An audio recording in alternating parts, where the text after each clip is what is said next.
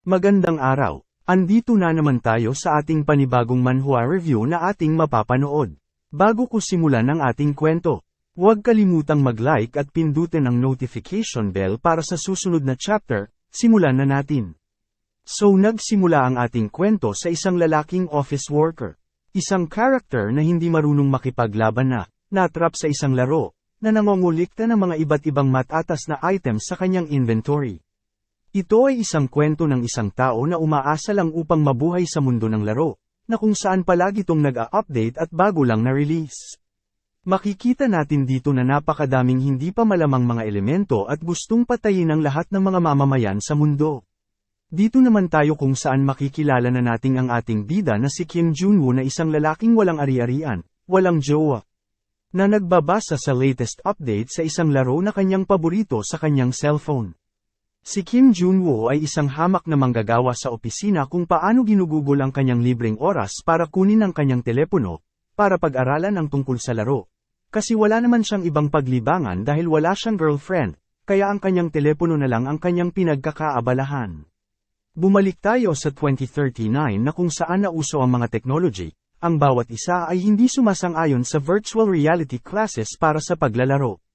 Ganap na hinahangaan ang kanilang mga sarili bilang isang character sa hindi maipaliwanag na makatutuhanang 3D space. Siyempre, hindi lang ito ang 3D na laro sa merkado. Ngunit ito ay ginawa ng authenticity na sentro ng isang pag-igting na nagdudulot ng kahirapan sa antas ng kahirapan ng mga players na manlalaro ay hindi madaling matalo ang iba. Dahil pinapayagan lang ng mekanismo ng monetization ng laro ang paunang pagbabayad. Pagkatapos nito kailangan mong maasa ang iyong mga kakayahan upang maging mas malakas. Bumalik tayo kung saan nakauwi na si Kim Junwoo galing sa kanyang trabaho. Sinarado niya ang pinto at tinapan lang ni Kim Junwoo ang kaniyang bag at nagmamadaling lumapit sa isang machine at nung hinawakan na niya ang machine ay umiyak siya dahil akala niya mamamatay siya sa kakahintay sa kanyang trabaho. Ngayon pagkatapos ng 3 taon ng paglabas ang laro ay magkakaroon ng malaking update. Ang update ay magaganap ngayong gabi pero 7 PM pa ang kanyang oras, kaya naghanda si Kim Junwoo sa kanyang mga gagawin para wala na siyang makalimutan at pagkatapos niya gawin lahat ay nagsimula. Nangang pindutin ni Kim Junwoo ang mga button at umupo sa kanyang virtual machine. At ilang minuto nagsimula nang mag-access ang kanyang account at nakumpleto. Pagkatapos nakapasok na si Kim Junwoo sa virtual game, at may mga character sa kanyang harapan at pinapapili siya kung ano ang kanyang pipiliin. Merong 3 max level na character, at may 7 max level na character si Junwoo pero hindi niya ito ginamit, at may nakita siyang bagong character na ang pangalan ay DIO, level 10 na walang class assign. Nilapitan niya ito at sinabihan ng system na ito ang kanyang napiling character. Itong character ay ginagamit lang ni Kim Junwoo para lagyan ng mga item. Nagising na nga si Junwoo sa character na kanyang napili at sinubukan kanyang i-open ang kanyang inventory at may mga bagong na-add sa kanyang inventory. Tiningnan niya ito kung meron ba siyang magagamit o ma-enhance na item. Napabuntong hininga na lang si Junwoo dahil hindi niya alam na ganito pala kadami ang kanyang titingnan at matatagalan daw siya. Ilang minuto ay natapos na si Junwoo sa kanyang ginagawa at pamonte si Kim Junwoo sa isang warehouse keeper na si Tony, para ilagay ang napakadaming mga item at para hindi na siya mahirapan. Nagsalita naman si Tony. Sige, pero kailangan mo magbayad ng isang silver.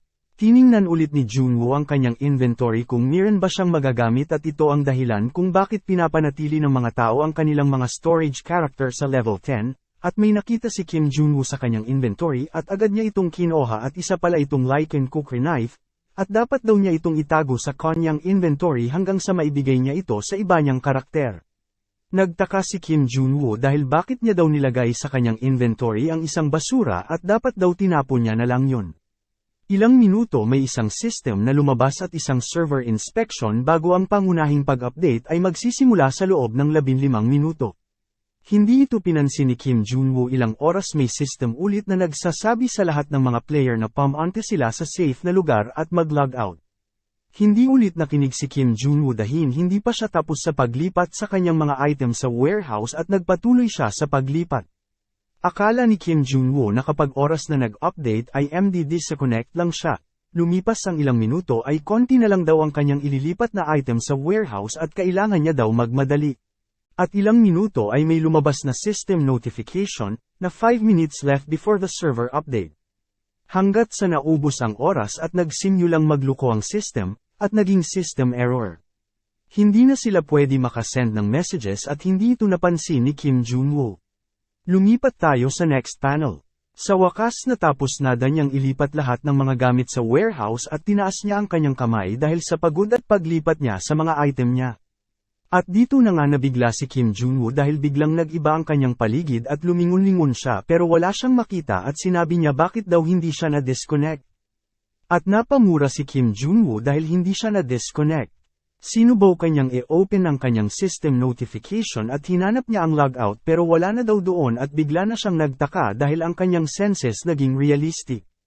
Kahit anong gawin niya ay wala talagang silbi at nabigla siya dahil biglang nagliwanag ang kanyang kamay. Pero hindi siya nawala ng pag-asa dahil palagi siyang naglalaro nito at alam niya na meron pang daan papalabas dito. Agad-agad siyang tumakbo papunta sa Dimensional Fissure. At ito lang ang tanging lugar sa larong ito kung saan maaari kang makipaglaro sa iba pang user. At kailangan niya daw makatagpo ng iba pang players dun sa Dimensional Fissure, pero nung nakarating si Kim Junwoo ay nabigla siya dahil wala man lang portal o dimensional gate at pinipilit niyang sabihin na andito lang daw yun. Ilang minuto ay may nakabangga sa kanyang batang lalaki. At humingi ito ng paumanhin sa kanya, at sinabihan bakit siya nakatayo lang dyan. Natulala si Kim Junwoo at yung pagkakabangga ng bata ay parang totoo daw na masakit at pinagpawisan si Kim Junwoo, at napasabi na laro pa ba ito.